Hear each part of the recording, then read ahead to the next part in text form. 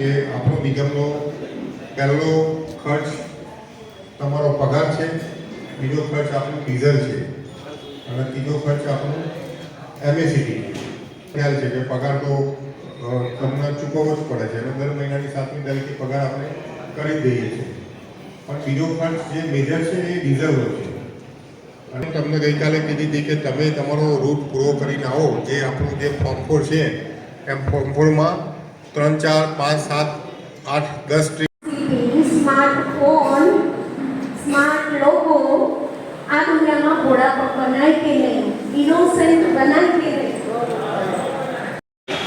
Traffic inspector એમએસીટી branch Bhavnagar વિભાગ 21 અને 22 બે દિવસ અમારા જે ભાવનગર વિભાગના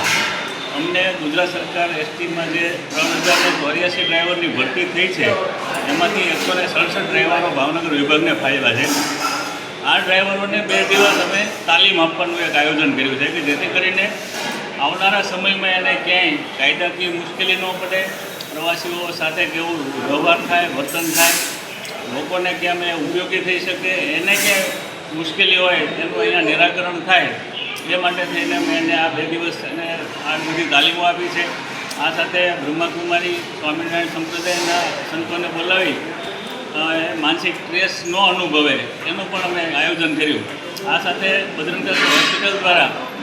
એ લોકોનું રૂટીન ચેકઅપ કરાવવામાં આવ્યું. એ ઉપરાંત પીટી સર્વિસ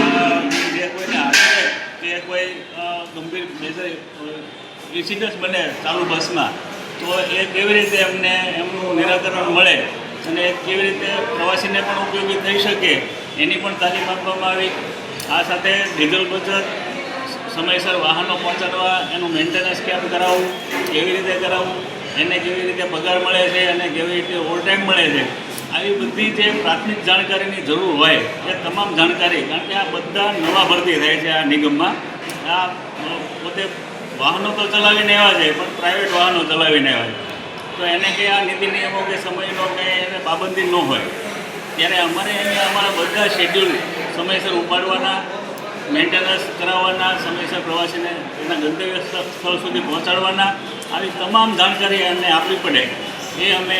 આયોજન આજે આ 2 દિવસ અમારા વિભાગીય નિયામક શ્રી દિલવાઈકર સાહેબના માર્ગદર્શન નીચે જુદા જુદા ટ્રેનરોને, માસ્ટર ટ્રેનરોને બોલાવી લોકોને, આ બધા નવા જોડાયેલા કર્મચારીઓ અમારા પરિવારમાં જોડાણા છે તો એને આ બધી તાલીમો આપી અને આ સાંજ સુધી આ તાલીમ ચાલુ રહેવાની છે. આજ સાંજે બધા જે તે એના ડેપોનું ફાળવણી થઈ જશે અને આવતીકાલથી એ લોકો એમની ફરજમાં હાજર થઈ જશે.